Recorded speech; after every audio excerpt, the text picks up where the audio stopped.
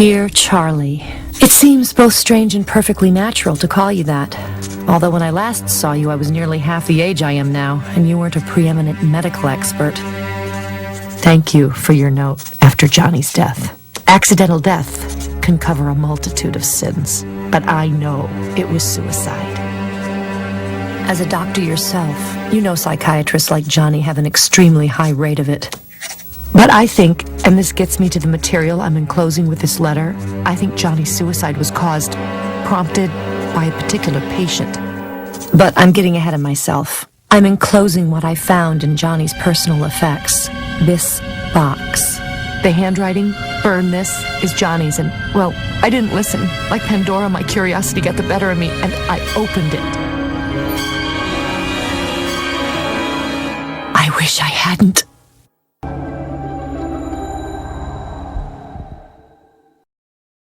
Inside the box is my brother's account of the patient he was treating. His notes, which are increasingly fragmented, refer to the patient as N. Case notes, June 1, 2007, patient N, 48, partner in a large Portland accounting firm, divorced, father of 2 daughters. Insomnia, OCD, you've heard it all 100 times before, but it's the underlying cause of those problems I came here to deal with. The reason I can't sleep, the reason for the compulsions. The reason is what happened in August of last year. What's wrong with me could be very dangerous to me, possibly to others. I'm at condition orange here, Dr. Bonsaint, edging into condition red. Do you count things? Of course I do. The number of clues in the New York Times crossword puzzle, my own footsteps, number of rings when I call someone, other people's footsteps, their shoes, black shoes on the way to lunch, brown on the way back. 30's a good number. 15 pair, most days not a problem. 30 is purty, my little rhyme. 15 is keen. At first, I thought my brother may have been planning a book, something popular in the style of Oliver Sacks. A book about N specifically, and about OCD, obsessive-compulsive disorder, in general. The thing is, the manuscript for the book, which I'm sending along with this letter, seems alive, and not in a good way. I know the places that are mentioned. You will too. For example, the field N speaks of must have been close to where we went to school as children. This field, Ackerman's Field, it's also close. A little too close for comfort, perhaps, to the bridge where Johnny committed suicide.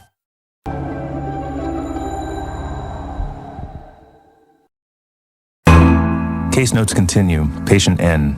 When I load the dishwasher, I count plates. If there's an even number above 10 in there, all is well. And if not? I add the correct number of clean ones to make it right. Right. Because anything else would disturb the order of the world. The order of the world is already disturbed. I disturbed it last summer. I disturbed it 10 months ago when I went to Ackerman's Field. Only I didn't understand then. Not then. I can't fix it, but I might be able to do that. I have been doing it. By counting things? Yes, but also by touching them.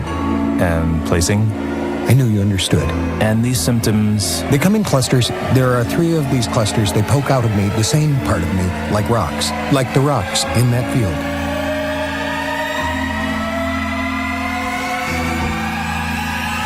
There, that makes it safe. It preserves the world. For now.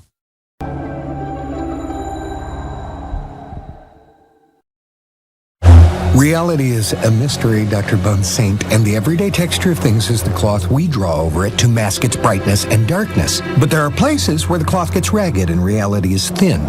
Ackerman's Field is one of those places. Because when you walk up to the stones as I did, and you look at them, you can see the faces. Not human faces either, the faces of beasts and monsters. Or it could just be a trick of the light. I snapped some pictures, 5, a bad number, but I didn't know that yet. I stood back wanting to get all 7 stones in one picture, but when I framed the shot, I saw that there were really 8. 7 by the naked eye, 8 through the lens. I went from stone to stone, touching each one, counting each one. I had to. I knew that the way I know I have to keep breathing if I want to stay alive. This might all still be in my head. But if it's not, if what I saw and sensed in Ackerman's Field is real, then I'm carrying a kind of infection, which I could pass on to you.